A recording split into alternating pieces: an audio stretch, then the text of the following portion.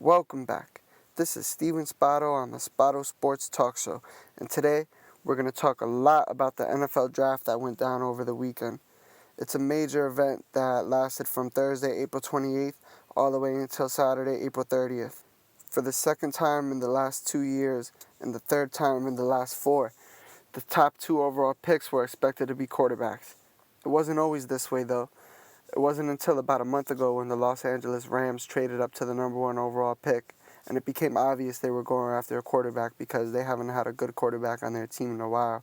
And then just recently, the Philadelphia Eagles traded up to the 2nd overall pick, and they also need a quarterback. Since this whole process began back in January, everybody that was familiar with football debated hotly who should be the number 1 overall pick. Jared Goff, quarterback from University of California, or Carson Wentz from the smaller North Dakota State University. Obviously, both of these quarterbacks are very, very talented if they're being considered for the number 1 overall pick in the entire draft.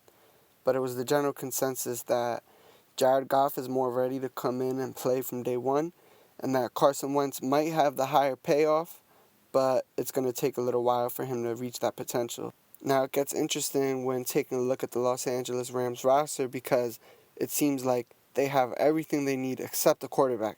They have a Pro Bowl running back who's also young in Todd Gurley. They have pretty good offensive line, pretty good receivers, and their defense is one of the best in the league.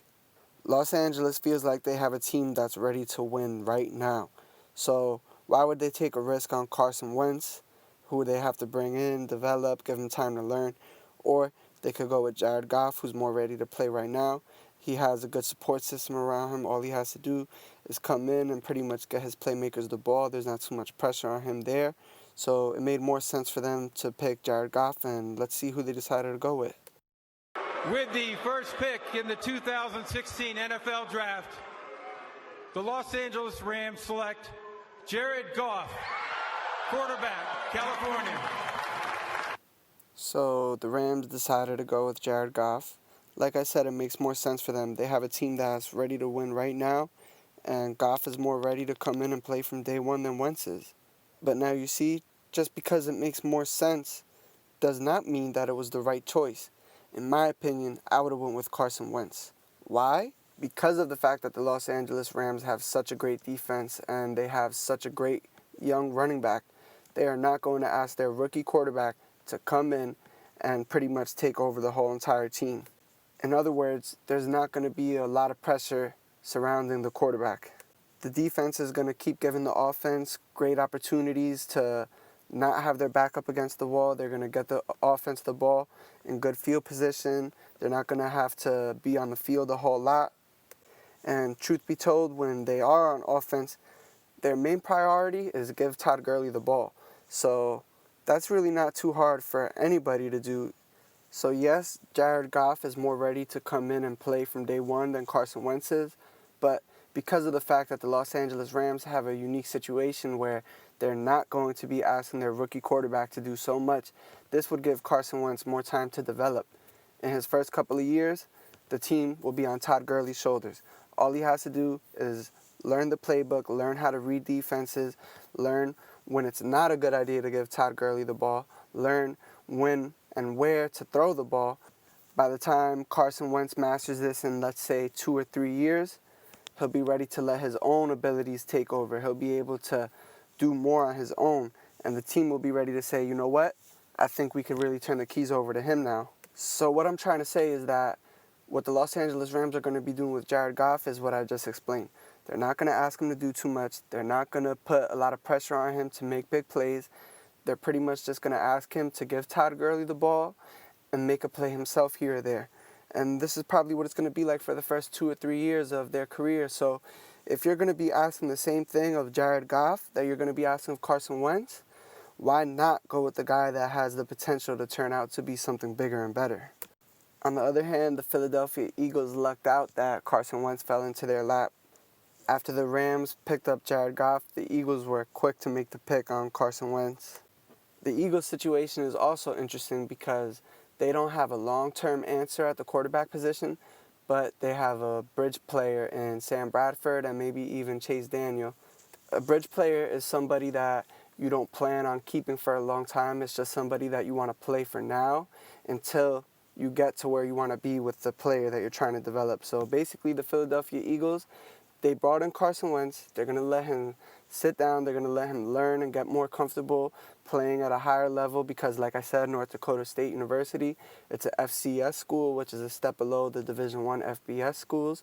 So they're going to bring him in, let him learn the game, let him get comfortable at the speed of the game, while either Sam Bradford or Chase Daniel is out there playing and taking the bumps and bruises until Carson Wentz is ready to play with the big boys.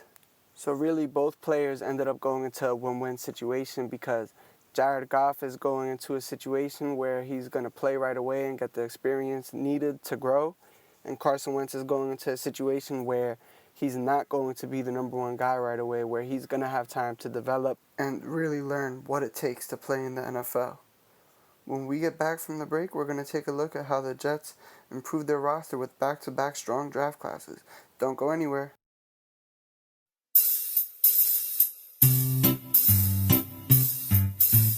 1-877 Cards for Kids.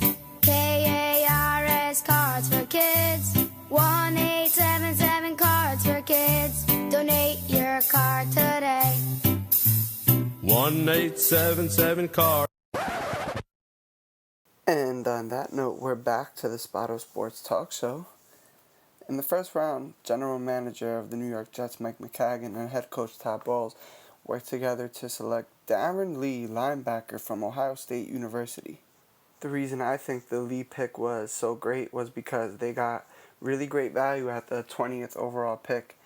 Lee is a great player. He's going to bring something to the Jets defense that they were missing, and that's speed. He's really fast, and he has the size to play linebacker, either that be inside or out.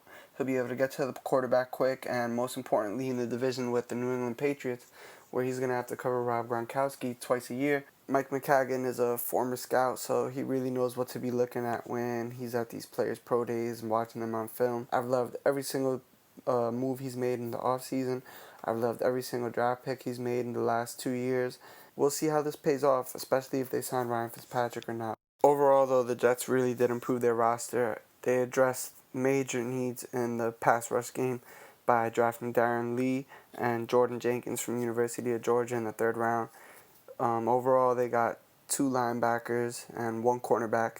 So not only will they be able to get to the quarterback quicker, they'll now be able to have an extra guy to put in the coverage to keep the receivers from getting open. They picked up an offensive lineman in the 5th round, so now they'll be able to protect their quarterback a little more and open up the holes for the run game. And they also drafted a wide receiver in the 7th round. So the Jets really did cover all the bases here, and they're really starting to gear up for the 2016 season. Hopefully they can make a run at it and do some damage in the playoffs.